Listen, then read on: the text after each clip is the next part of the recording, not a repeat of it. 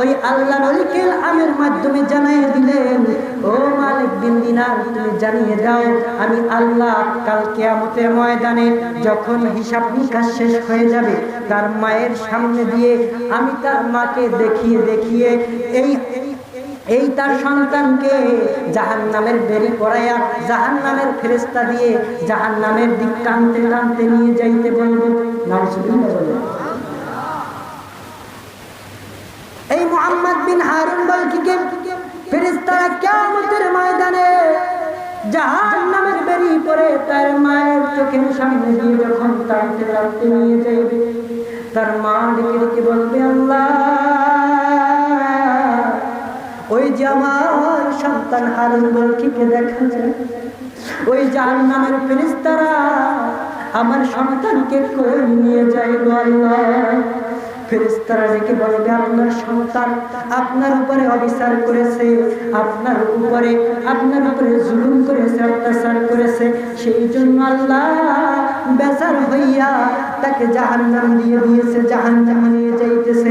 ওই মুহূর্তে মায়ের অন্তরে একটা মায়া সৃষ্টি হয়ে যাবে। মা বলবে, রব্বুল আলামিন, আমার সন্তান যে অন্যায় আমার উপরে করেছে, আমি মা তাকে ক্ষমা করে দিয়েছি, তুমি আল্লাহ তাকে ক্ষমা করে দাও। এবার আমি আল্লাহ তার মা যখন ক্ষমা ঘোষণা করে দিবে, আমি আল্লাহ তাকে ক্ষমা করে জান্নাত দিব। ধরে বলেন আল্লাহু আকবার। কোন নেক সন্তান যদি তার মাতা পিতার দিকে সুদৃষ্টি করে তাকায়, রাসূলুল্লাহ সাল্লাল্লাহু আলাইহি ওয়াসাল্লাম বলেন, প্রত্যেকটা দৃষ্টিতে আল্লাহ পাক রব্বুল আলামিন তার আমলনামায় একটা করে কবুল হজের সওয়াব দান করে দেয়। ওই মজলিসে একজন সাহাবী রাসূলুল্লাহ সাল্লাল্লাহু আলাইহি ওয়াসাল্লামকে ডাক দিয়ে বলেন, ইয়া রাসূলুল্লাহ, ইয়া হাবিবাল্লাহ, নবী গো, ও দয়ার নবী, মায়ার নবী, রাহমাতাল লিল আলামিন, আমি যদি আমার মা বাবার দিকে শত শতবার তাকাই, তাহলে কি আল্লাহ পাক রব্বুল আলামিন আমার আমলনামায় শত শত কবুল হজের সওয়াব দিবেন? নবীজি আমার ডাক দিয়ে বলেন, রে সাহাবী, শুধু শত শতবার নয়, তুমি যতবার তোমার মা বাবার চেহারার দিকে সুদৃষ্টিতে নজর করবা, আমার আল্লাহ পাক রব্বুল আলামিন তোমার আমলনামায় ততগুলো কবুল হজের সওয়াব দান করে দিবে। এখন আপনাদেরকে একটু কষ্ট দিতে চাই, মুরব্বী বাবাজিরা বেয়াদবি মাফ করবেন, যাদের মা বাবা অন্ধকার কবরে গেছে, দয়া করে একটু হাতটা জাগায়। নারায়ে তাকবীর, নারায়ে রিসালাত। যেই সমস্ত মা বাবা এই দুনিয়া থেকে বিদায় নিয়ে চলে গেছেন এবং যাদের মা বাবা দুনিয়ায় জীবিত আছেন, সন্তান হিসাবে আমাদের তাদের প্রতি কোনো কর্তব্য আছে না নাই? জোরে বলেন, আছে না নাই? আল্লাহর একজন মহান ওলি, তিনি তার কিতাবে সুন্দরভাবে ঘটনাটা কোট করেছেন। এই দুনিয়ার ভিতরে একজন বড় পাপিষ্ট লোক ছিল। ওই লোকটা দুনিয়ায় এমন কোনো খারাপ কাজ নাই তিনি তা করে নাই।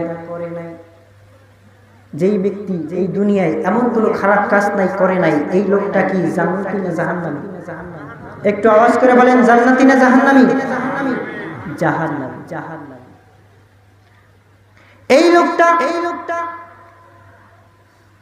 শরাব পান করতেন। 24 ঘন্টা তিনি শরাব পান করে মাতাল অবস্থায় থাকতেন।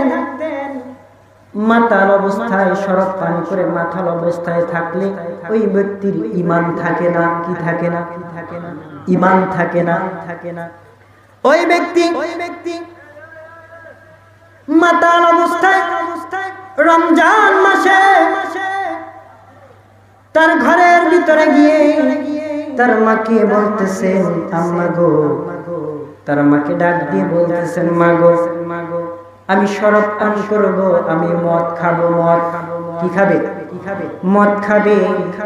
আমার এই বোতলের ভিতরে আমি মদ কিনে আনবো, আমার জন্য টাকা দাও। জোরে বলেন নাউজুবিল্লাহ। কার কাছে চাইতেছে? জোরে বলেন। মার কাছে। কিতাবের ভিতরে এসেছে এই লোকটার নাম ছিল মুহাম্মদ বিন হারুন বলখি। মুহাম্মদ বিন হারুন বলখি। এই ব্যক্তি তার মাকে বলতেছেন রমজান মাসে ইফতারির পূর্ব মুহূর্তে তার মা ইফতারি আয়োজন করতেছে, এমন অবস্থায় মার কাছে গিয়ে টাকা চাইতেছে, আমি শরাব পান করব। টাকা যখন চাইলেন তিনি বললেন, বাবারে তুই বড় গুনার কাজ করেছো, তুই অনেক পাপ করেছো। রমজান মাস সামনে আসতেছে কিনা? আসতেছেনি। রমজানের প্রস্তুতি নিব তো ইনশাআল্লাহ। রোজা তো সবাই রাখবেননি। রমজান মাস এবার বলতেছেন, বাবারে রমজান মাসে সমস্ত এলাকার মানুষগুলো রোজা রেখেছে, ইফতারির সুন্দর আয়োজন হচ্ছে, মেহেরবানি করে এই পাপ কাজ থেকে তুই ফিরে আয়। যখন এই কথা বললেন মাতাল ব্যক্তির মাথার ভিতরে কোনো বুঝ ঢুকে না, তার ভিতরে কোনো মায়া দয়া থাকে না। জোরে বলেন ঠিক কিনা? যখন মাকে বারবার বলার পরে মা যখন তাকে টাকা দিল না, ওই হারুন বলখি এবার রাগান্বিত হয়ে তার হাতের ওই বোতল নিয়ে মায়ের মাথার ভিতরে একটা আঘাত করে দিল। জোরে বলেন নাউজুবিল্লাহ। মায়ের মাথার ভিতরে আঘাত করে দেওয়ার সাথে সাথে মুহাম্মদ বিন হারুন বলখির মা যেই চুলার পাশে বসে বসে ইফতারি আয়োজন করতেছিলেন, ওই চুলার ভিতরে, চুলার উপরে একটা কড়াই ছিল, কড়াইয়ের ভিতরে ফুটান্ত তৈল ছিল। ওই তৈলের ভিতরে হারুন বলখির মা পড়ে গেল। জোরে বলেন না নাউজুবিল্লাহ। হারুন বলখির মা ওই তৈলাক্ত গরম তৈলের ভিতরে পড়ে তার বডিটা পুরো সারখার হয়ে গেল। মানুষগুলো কান্নার চিৎকার শুনে মানুষগুলো জড়ো হয়ে গেল। হারুন বলখি তিনি তো মাতাল অবস্থায়, এলাকার মানুষগুলো তাকে ধরে এবার একটা ঘরের ভিতরে আটকে রাখলো। আর তার মাকে ওই তৈলাক্ত ঘরের ভিতর থেকে উঠানোর আগে তিনি পুরে সারখার হয়ে গেল। তার পুরো শরীরটা পুড়ে গেল। হারুন বলখির মা এবার ডেকে ডেকে বলতেছেন, রে আমার এলাকার মানুষ, এই তেলে পুড়ে আমার শরীরের এমন অবস্থা হয়ে গিয়েছে, আমি মনে হয় এই দুনিয়ায় আর বাঁচতাম না। কিন্তু তোমাদেরকে একটা কথা বলে যায়, ওই নিষ্ঠুর সন্তান আমি হারুন বলখির মাকে, আমি হারুন বলখির মা, আমি বলে যাই আমার সন্তান হারুন বলখি তিনি যেন আমার জানাজার নামাজে শরীক হয় না। জোরে বলেন নাউজুবিল্লাহ। এবার ডেকে ডেকে বলতেছে, রে এলাকার মানুষ, আমি যদি মারা যাই আমার জানাজার নামাজে জানি আমার সন্তান শরীক হয় না। এইরকম কপাল করা সন্তান আমাদের সমাজে আছে না নাই? আছে না? বাবার একটু মহব্বতে জিকির করি, লা ইলাহা লা ইলাহা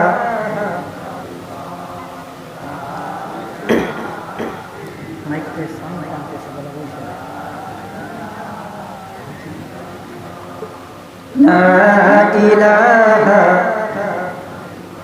ও লা ইলাহা ইল্লাল্লাহু লা ইলাহা লা ইলাহা ইল্লাল্লাহ লা ইলাহা ও লা ইলাহা মহব্বতে লা ইলাহা মাওলা বনি আদম বানাইলা তুমি তামাম জাহান ঘুরাইলা, মাওলা আদম হাওয়া বানাইলা তুমি তামাম জাহান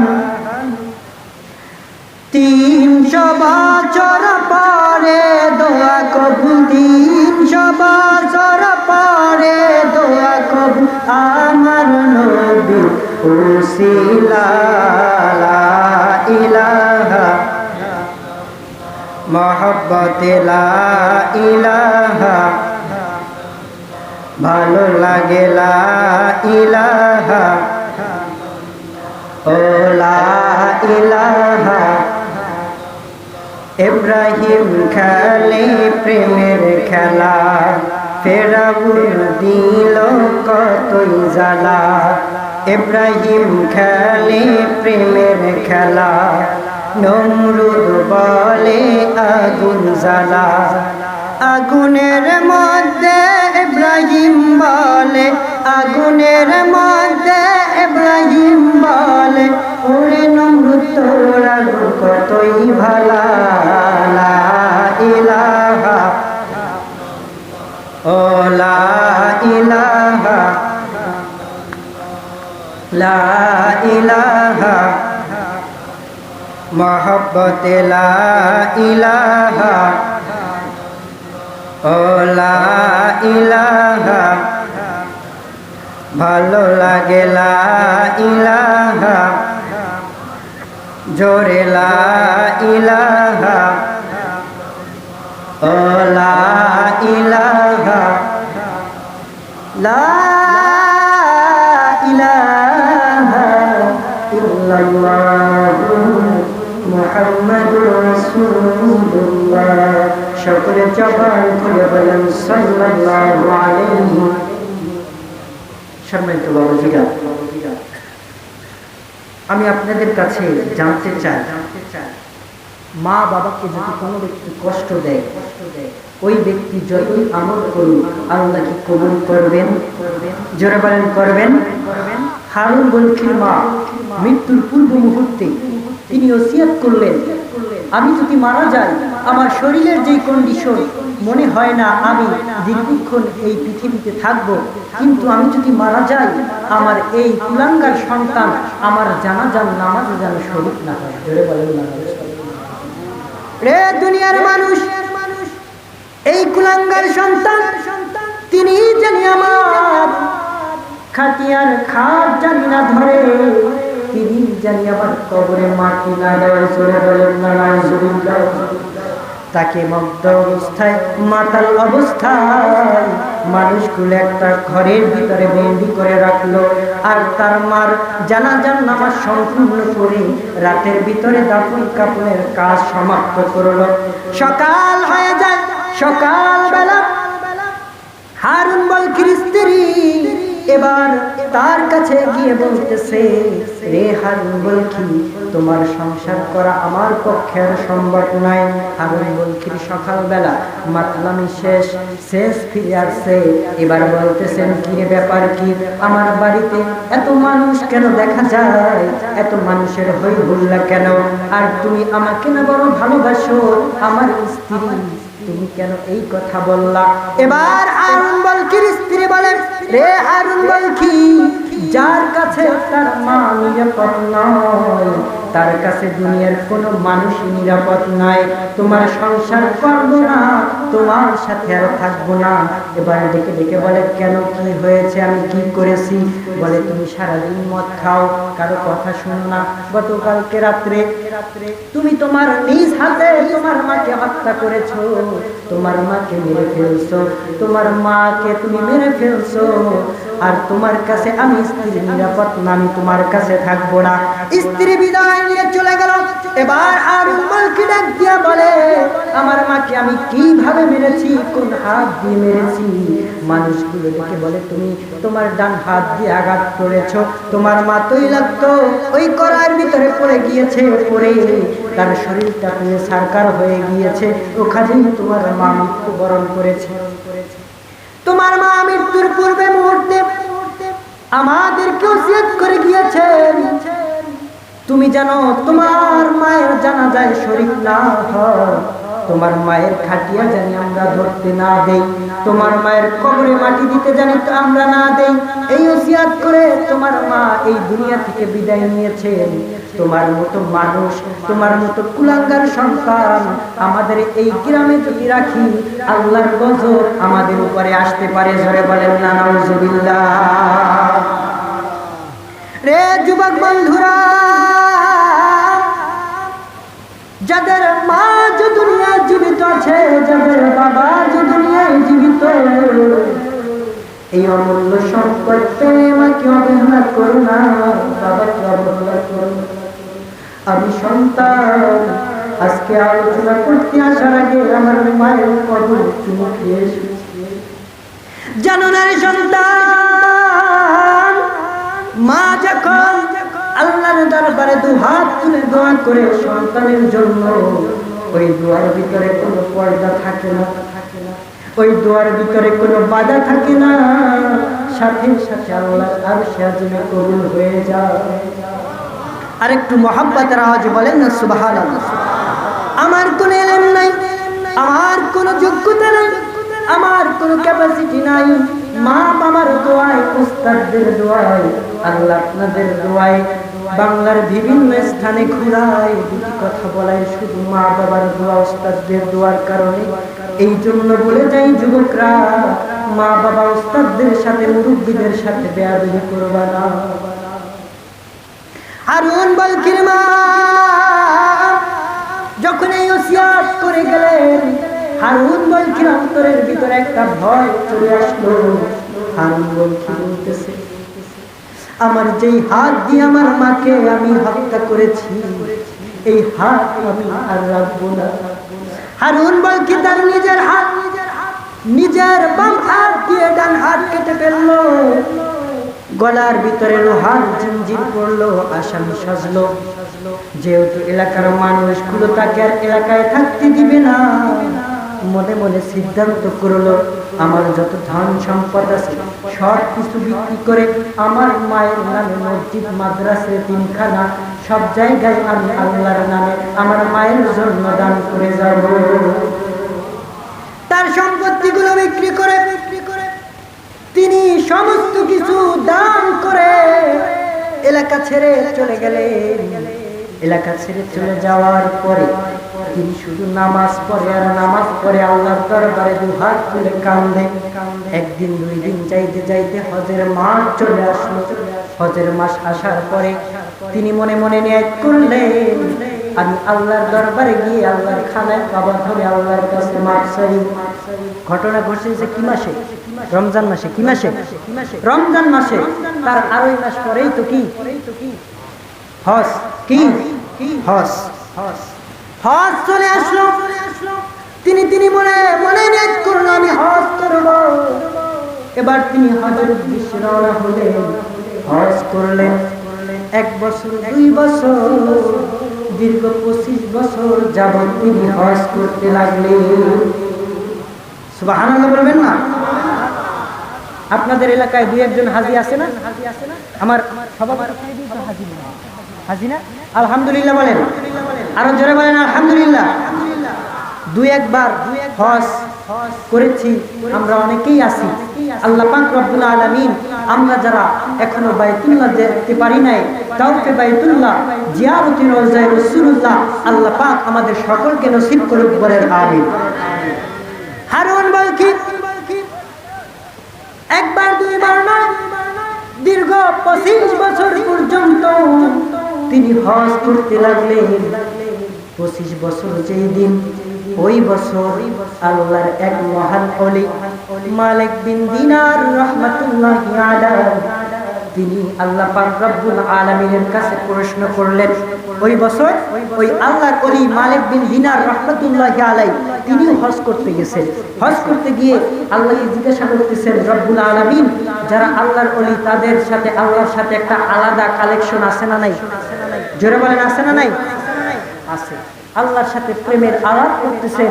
এবার প্রেমের আলাপ করতেছেন, হঠাৎ করে ভাবতেছেন সুযোগে একটা জিনিস জেনে নেই, আমি মালিক বিন দিনার যে হজ করলাম, আল্লাহ কার কার হজটা কবুল করলে এইটা একটু যাই না। আল্লাহকে প্রশ্ন করলো রব্বুল আলামিন, এই বছর যারা হজ করেছে তাদের ভিতরে তুমি কার কার হজ কবুল করেছো? আল্লাহ পাক রব্বুল আলামিন বলেন, মালিক বিন দিনার, আমি আল্লাহ পাক রব্বুল আলামিন এই বছর যারা হজ করেছে সকলের হজই কবুল করেছি, কিন্তু একটা ব্যক্তির হজ কবুল করি নাই। আল্লাহু আকবার। মালিক বিন দিনার বলেন, এত হাজার হাজার শত শত লক্ষ লক্ষ মানুষের হজ তুমি কবুল করলা, কিন্তু একটা ব্যক্তির হজ তুমি কবুল করলা না কেন? এবার আল্লাহ পাক রব্বুল আলামিন বলেন, মালিক বিন দিনার, ওই ব্যক্তির নাম হলো মুহাম্মদ বিন হারুন বলখি। মুহাম্মদ বিন হারুন বলখি। এবার তার মনের ভিতরে একটা প্রশ্ন জেগে গেল, এত হাজার হাজার লক্ষ লক্ষ মানুষের হজ আল্লাহ কবুল করলেন, কিন্তু যেই ব্যক্তির হজ আল্লাহ কবুল করলেন না, কারণটা কি? কারণ আছে না নাই? জোরে বলেন, আছে না নাই? এই ব্যক্তি এবার তাকে খোঁজ করতে লাগলেন। এখন যারা হজে যায় তারা ভিআইপি হোস্টেলে থাকে, তারপরে ওখান থেকে হজ করে উমরা করে, কিন্তু তৎকালীন সময় তো এইরকম হোস্টেলের ব্যবস্থা ছিল। এক একটা দেশের এক একটা তাবু ছিল। বাংলাদেশের একটা, ইন্ডিয়ার একটা, পাকিস্তানের একটা, অন্যান্য দেশের এক একটা তাবু ছিল। ওই তাবুর ভিতরে ওই দেশের মানুষ থেকে তারপরে হজ করত। তেমনি ভাবে বলখেরও একটা তাবু ছিল। তিনি খুঁজতে খুঁজতে খোঁজ করতেছে, বলকের তাবুটা কোথায়, বলকের তাবুটা কোথায়। খুঁজতে খুঁজতে তিনি ওই তাবুর কাছে গেলেন। তাবুর কাছে গিয়ে বলতেছেন, আপনাদের এই তাবুতে হারুন বলখি নামে একজন কি লোক আছে?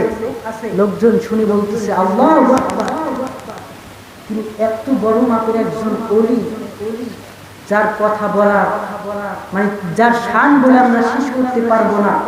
আমরা দেখেছি তিনি যখন থেকেই হজে এসেছেন, প্রস্রাব পায়খানা করার এই টাইমটু বাদে সর্বক্ষণ তিনি তাসবিহ তাহলিল জিকির আজকার নামাজ পড়ার অবস্থায় থাকেন। জোরে বলেন সুবহানাল্লাহ। এত বড় একজন বুজুর্গ আল্লাহর ওলি, যিনি 24 ঘন্টা নামাজরত অবস্থায় জিকির আজকার দুরূদ সালাম নিয়ে ব্যস্ত থাকেন, এই ব্যক্তি কি কোনো সাধারণ ব্যক্তি? জোরে বলেন, সাধারণ ব্যক্তি? তিনি তো অনেক বড় মাপের একজন ওলি। এই আমাদের তাবু, কিন্তু তিনি এই তাবু থেকে আরেকটা আলাদা তাবু করেছেন, সেখানে তিনি একলা একলা আল্লাহর ইবাদত বন্দেগী করেন। আপনি ওখানে গেলে পাবেন। সুবহানাল্লাহ। মালিক বিন দিনার রাহমাতুল্লাহি আলাইহি ওই তাবুর ভিতরে চলে গেলেন। গিয়ে দেখতেছে তিনি নামাজের ভিতরে দাঁড়িয়ে আছেন, নামাজ পড়তেছেন। সুবহানাল্লাহ। তিনি পিছনে পিছনে দাঁড়িয়ে দাঁড়িয়ে অপেক্ষা করতেছেন। তিনি যখন ডানে বামে সালাম ফিরালেন, ডানে বামে সালাম ফিরানোর পরে তিনি তাকে সালাম দিলেন। মুহাম্মদ বিন হারুন বলখি সালামের জবাব দিলেন। জবাব দিয়ে বলতেছেন, আপনি কিসের জন্য এখানে এসেছেন আমি জানি। আরো জোরে বলেন না সুবহানাল্লাহ। এবার মুহাম্মদ বিন হারুন বলখি বলতেছেন, আপনি এখানে কিসের জন্য এসেছেন, কোন কারণে এসেছেন আমি জানি, তবে আপনার পরিচয়টা কি, পরিচয়টা কি একটু আমাকে দিবেন? এবার মালিক বিন দিনার রাহমাতুল্লাহি আলাইহি তিনি বলতেছেন, আমি মালিক বিন দিনার। হারুন বলখি বুঝতে পারলেন এটা অনেক বড় একজন মাপের ওলি। ওলিদের সাথে ওলিদের কালেকশন আছে না নাই?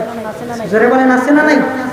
অনেক ইতিহাস জানেন, ওইদিকে আমি যাব না, কথা লম্বা হয়ে যাবে, সংক্ষিপ্ত আকারে বলি। তিনি বুঝতে পারলেন যে জবরদস্ত একজন আল্লাহর ওলি। তিনি এবার বললেন, আমি আপনাকে কারণটা জানাবো। আপনি তো একটা কারণ জানতে আমার কাছে এসেছেন, কিন্তু আমি কারণটা জানাবো, তবে আপনার কাছে আমার একটা শর্ত আছে। কি? এই কারণটা শোনার পরে আপনি আমাকে আমার জন্য বরদোয়া করতে পারবেন না, আমার জন্য আল্লাহর দরবারে সুপারিশ করতে হবে। সুবহানাল্লাহ। বলে এমন কি কারণ? হাজার হাজার লক্ষ লক্ষ মানুষের হজ আল্লাহ কবুল করলো, কিন্তু আপনার হজ কেন আল্লাহ কবুল করলেন না? আপনার সন্ধান খুঁজতে খুঁজতে আপনার ব্যাপারে আমি যা শুনলাম, আপনি তো জবরদস্ত একজন আল্লাহর ওলি। আমি এসে ওই স্বচক্ষে যা দেখলাম, নিশ্চয়ই আপনি আল্লাহর কোন মাহবুব বান্দা। এবং আমি আসার আগেই আপনি বলে দিলেন, আমি বলার আগে আপনি বলে দিলেন কি জানতে চান সেটা আমি জানি। কি কারণে আপনার হজ আল্লাহ কবুল করেন নাই, মেহেরবানি করে একটু বলবেননি? হারুন বলকি বলেন, বলতে পারি, তবে আমার জন্য আপনি আল্লাহর দরবারে সুপারিশ করবেননি বলেন। এবার বলতেছেন বলেন, এবার বলতেছেন, ও মালিক বিন দিনার রাহমাতুল্লাহি আলাইহি, একদিন আমি এই যে ভালো আমাকে দেখতেছেন, আমি আল্লাহর ইবাদত বন্দেগী করি, এত ভালো আমি হারুন বলকি ছিলাম না। দুনিয়ার এমন কোনো পাপ কাজ নাই যেটা আমি হারুন বলকির দ্বারা হয় নাই। আমি মদ পান করতাম, মগ্ন ছিলাম। মদ পান করতে করতে এমন একটা পর্যায়ে আমি চলে গিয়েছি, আমার মাকে আমি সম্মান করতে ভুলে গিয়েছি। জোরে বলেন নাউজুবিল্লাহ। রে যুবক বন্ধুরা,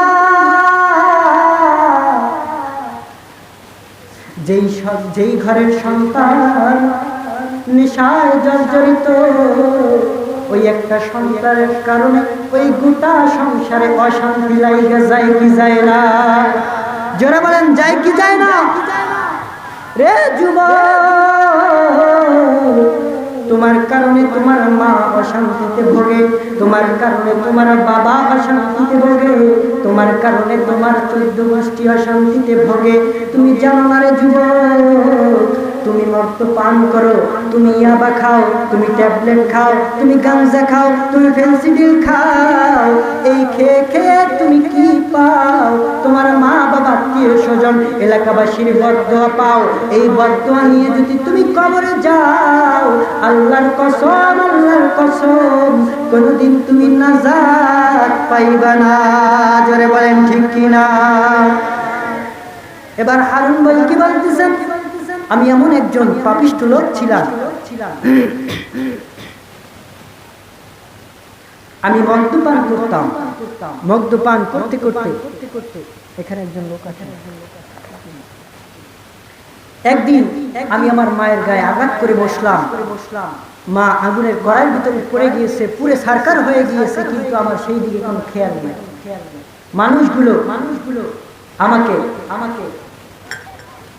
ঘরের ভিতর আটকালো, আমার মাকে দাফন করলো। আমার মা নাকি মৃত্যুর আগে আমাকে তাদেরকে ওসিয়াত করে গিয়েছেন যে আমি হারুন বলকি আমার মায়ের কবরে জানি মাটি না দেই, আমার মায়ের জানাজায় জানি আমি শরীক না হই, আমার মায়ের খাটিয়া জানি আমি না ধরি। জোরে বলেন না নাউজুবিল্লাহ। রে হুজুর, আমি এমন একজন পাপিষ্ঠ মানুষ ছিলাম। সকালবেলা আমার স্ত্রী আমাকে এসে বলতেছে, তোমার সংসার আমি করব না। এলাকা থেকে মানুষগুলো বাইর করে দিল। আমি চিন্তা করলাম, এই অভিশাপ নিয়ে দুনিয়ায় আর বাঁচা যাবে না। আমি সাথে সাথে তওবা করলাম, আমি আমার সম্পত্তিগুলো বিক্রি করে মায়ের নামে দান করে দিলাম। আমি এবার আল্লাহর ইবাদতে বন্দেগীতে লাইগা গেলাম। 1 বছর নয়, 2 বছর নয়, আপনাকে নিয়ে 25 বছর পর্যন্ত আল্লাহর কোনো না কোনো এক মাহবুব বান্দা এসে আমার কাছে বলে, ও হারুন বলকি, আল্লাহ আপনার হজ আল্লাহ কবুল করে নাই। আল্লাহু আকবার বলেন, জোরে বলেন আল্লাহু আকবার। আল্লাহ কোনো না কোনো ব্যক্তির মাধ্যমে আমার কাছে খবর পৌঁছে দেয়, আমার হজ আল্লাহর দরবারে কবুল হয় নাই। আজকে আপনি যখন আসছেন, আমি নিশ্চয়ই ভেবে নিয়েছি আপনিও এসে এই কথাটাই বলবেন। আল্লাহ হয়তো আপনাকে এজন্যই এই সংবাদটা দেওয়ার জন্য আমার কাছে পাঠিয়েছেন। ও আল্লাহর ওলি, আমি বড় গুনাহগার, আমি বড় পাপী, আমি আল্লাহর জন্য পাগল পারা হয়ে গিয়েছি। এবার বলতেছে, তাহলে আপনার দোয়া, আপনার হজ আল্লাহ কবুল করে না, তাহলে আপনি হজ করতে কেন আসেন? এবার হারুন বলকি বলেন, রে হুজুর, বলেন তো দুনিয়ায় আল্লাহ ছাড়া কে আছে? আমি কার দরবারে গিয়ে মাপ পাইব? হুজুর, আমি কার দরবারে গিয়ে মাপ পাইব? কার কাছে আমি মাপ চাইব? এই জন্য হুজুর আমি বারবার আল্লাহর দরবারে আসি, আল্লাহর খানায় কাবা ধরে মাপ চাই। আমার মায়ের উপরে এরকম অত্যাচার করার কারণে মা আমার উপরে বেজার, এই জন্যই হয়তো আল্লাহ আমার উপরে বেজার, আমার নবী বুঝি আমার উপরে বেজার হয়ে রয়েছে। হুজুর গো, আপনার দরবারে একটা আমার আবদার, আল্লাহর দরবারে একটু বলে দেন, আল্লাহ আমাকে কোনোদিন কি মাফ করবেন? এবার ওই মালিক বিন দিনার রাহমাতুল্লাহি আলাইহি সাথে সাথে আল্লাহর কুদরতের কদমে সিজদায় পড়ে গেল। রব্বুল আলামিন, আমি তো দেখি তোমার বান্দা তোমার জন্য পাগল হয়ে গেছে। আল্লাহ তুমি কি তোমার বান্দাকে মাফ করবে না? আল্লাহ তোমার বান্দা তার ভুল বুঝতে পেরেছে, তুমি কি তাকে কোনোদিন মাফ করবে না? এবার আল্লাহ পাক রব্বুল আলামিন ওই আল্লাহর ওলিকে আমের মাধ্যমে জানিয়ে দিলেন, ও মালিক বিন দিনার, তুমি জানিয়ে দাও আমি আল্লাহ কাল কিয়ামতের ময়দানে যখন হিসাব নিকাশ শেষ হয়ে যাবে, তার মায়ের সামনে দিয়ে আমি তার মাকে দেখিয়ে দেখিয়ে এই তার সন্তানকে জাহান্নামের বেড়ি পরাইয়া জাহান্নামের ফেরেশতা দিয়ে জাহান্নামের দিক টানতে টানতে নিয়ে যাইতে বলবো।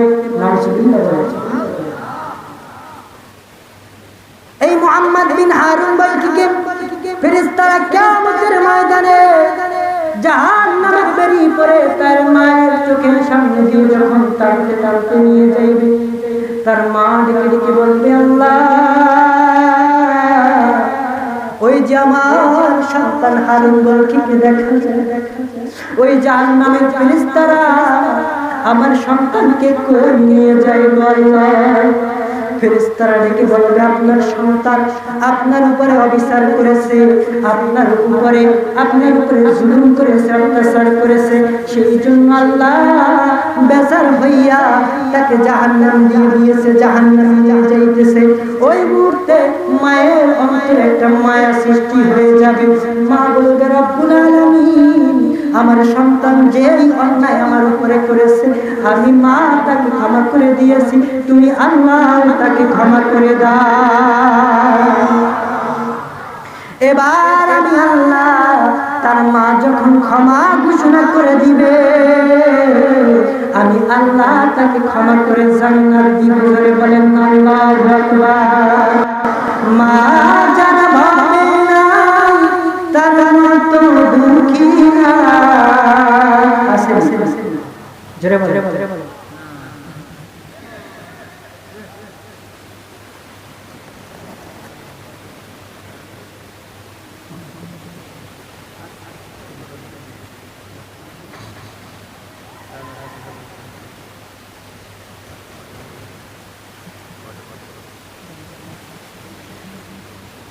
মা যার ভাবে না তার মতো দুঃখী না, খালা কুকুর মায়ের মতো না, জান্নাতের চাবি আমার মা, জান্নাতের চাবি আমার মা, জান্নাতের চাবি।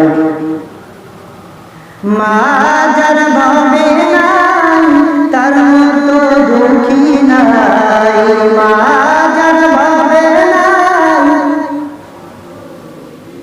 বলেন খালা কুকুর মায়ের মতো না,